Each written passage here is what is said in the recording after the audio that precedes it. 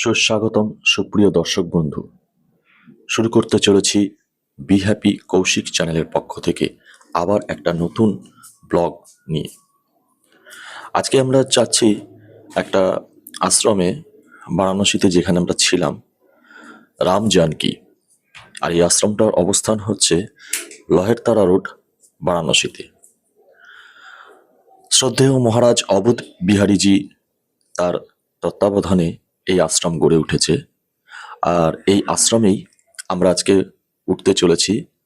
যখন আমরা কুম্ভমেলা থেকে ফিরছিলাম, ফিরেই বারাণসীর এই আশ্রমেই আমরা উঠেছি। এবং চলুন দেখাই আশ্রমের পরিবেশটা কীরকম, কোন জায়গায় অবস্থিত, এবং আমরা আজকে কিভাবে কাটাচ্ছি, ইত্যাদি ইত্যাদি। র এবং আনকাট এই ভিডিওটা খুব বেশি এডিটিং করিনি, তবে আশা করি আপনাদের ভালোই লাগবে। এই যে সামনে দেখলেন বিশাল বড় যে রাস্তাটা, এই রাস্তাটি হচ্ছে লহেরতারা রোড। এটা বারাণসীর দশাশ্বমেধ ঘাট থেকে ওই 4-5 কিলোমিটার দূরে আর কি। টোটো অটো সবই আছে। চলুন ভেতরটা একবার ঘুরে দেখে আসি, ভেতরটা যাই।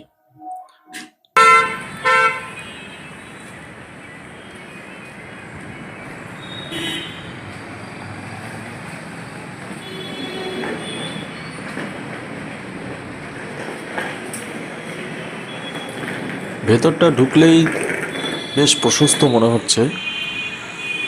চলুন একটু এগিয়ে যাই। ভেতরটা দেখুন কত সুন্দর। নিচে পুরো একদম ইট দিয়ে বাঁধানো রয়েছে, চারিদিকে আপনার ঘরগুলো রয়েছে, বিভিন্ন রকম ঘর। সেখানে আশ্রমের আবাসিকদের থাকবার জন্য রয়েছে। বাঁদিকে একটা মন্দির দেখা যাচ্ছে, আর এই মন্দিরের পাশ দিয়ে একটা সিঁড়ি আছে। সিঁড়ি দিয়েই তারপরে দোতলায় আমাদের উঠতে হয়। ওখানে আমাদের ঘরটা আমরা পরে দেখাবো।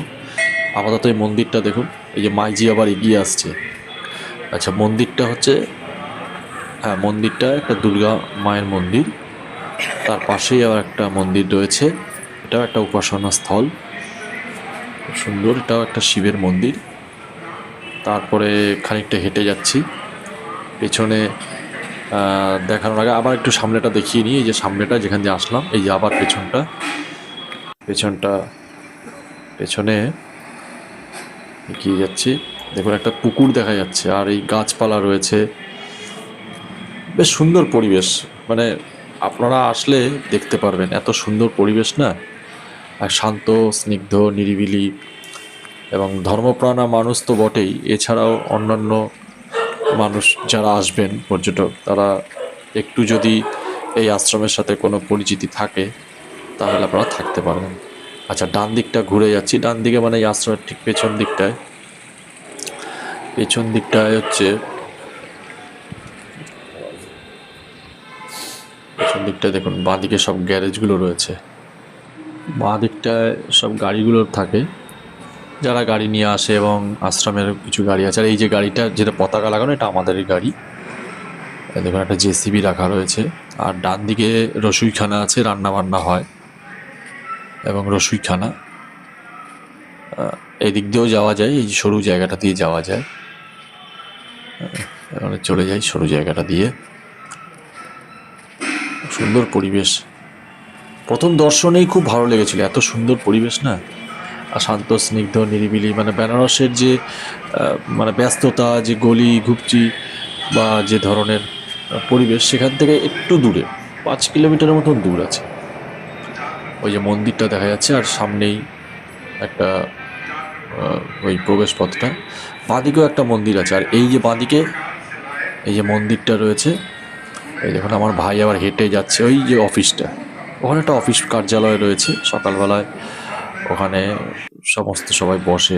এই একটা মন্দির রয়েছে, এটাও একটা মন্দির। এই যে সিঁড়ি দিয়ে এবার আমরা উঠে যাচ্ছি, যেটা আপনি বলেছিলাম, এই ঘরে আমাদেরকে থাকতে দিয়েছে।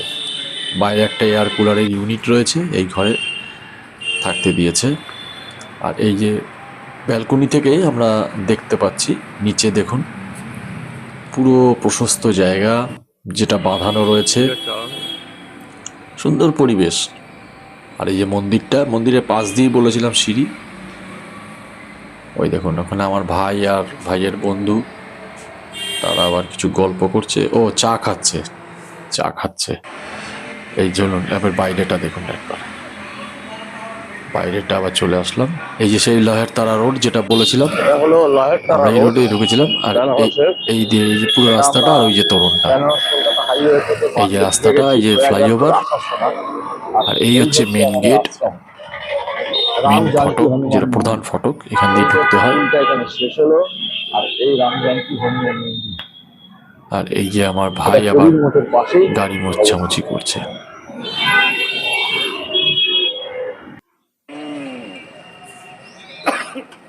বেনারসে আসবো তখন কেনাকাটি করার জন্য শুধু, এটা তো ঘুরতে আসা, এটা তো ঘুরতে আসা। এখন রাতের অন্ধকারে এবার পরিবেশটা দেখুন, একটা নির্ঝুম পরিবেশ। এই যে আমাদের ঘর পাখা চলছে, একটু গরম গরম পড়েছিল সেদিন। আর এই যে হিসাবপত্র চলছে, এই হচ্ছে আমাদের ঘর। এইদিকে একটা বিছানা আছে, আর এইদিকে একটা বিছানা, আর ওই যে দূরে দেখতে পাচ্ছেন একটা দরজা, ওটা হচ্ছে টয়লেটের দরজা। এই আমার হচ্ছে দাদা, পিস্তত দাদা, এই আমাদের সাথেই গিয়েছিল ইনি। একটা হিসাব চলছে। হ্যাঁ,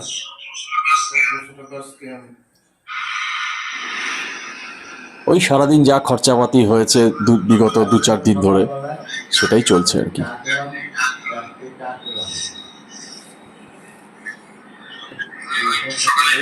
সকালে প্রথম ওটা। আচ্ছা, এর মাঝে বলে রাখি, যদি ভিডিওটা একটু র অ্যান্ড আটকাট করেছি, তো র অ্যান্ড কাট এই ভিডিওটা কেমন লাগছে অবশ্যই জানাবেন। খাওয়া দাওয়ার পরে খাওয়া হয়েছিল, অনেকটা এগিয়ে এসে লাইক, শেয়ার এবং বিকাল বিকাল ছিল, সাবস্ক্রাইব করবেন, এটা একটা আবেদন রাখছি।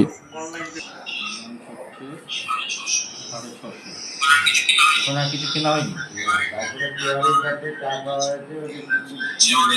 তিওয়ারির কাছে চা সন্দেশ, তিওয়ারির কাছে চা হচ্ছে ওই যে রাস্তাঘাটে যে চা খাওয়া হয়েছে, 40 টাকা। তারপর কোথাও পেড়া খাওয়া হয়েছে, যেখানে যেখানে দাঁড়িয়েছি আর কি, সেইগুলো একবার মনে করে এনে, মানে মনে করার চেষ্টা করা হচ্ছে। 40 টাকা। আর পাশে দেখুন শুয়ে আছে ভাইয়ের বন্ধু, সবাই ক্লান্ত, তবে বেশ সুন্দর, ভালো লাগছিল ঘরের ভিতরটা।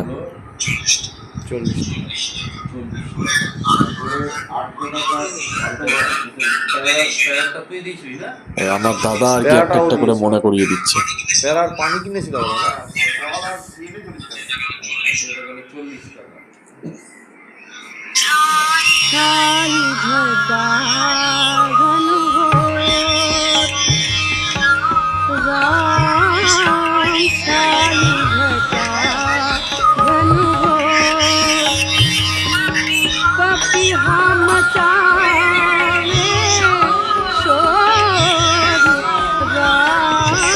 শেষ করার আগে আরেকবার বলে দিই, ভিডিওটি কেমন লাগলো, র আনকাট ভিডিও এবং ধারাভাষ্য দিয়ে এই ছোট্ট তথ্যচিত্রটি কেমন লাগলো অবশ্যই জানাবেন।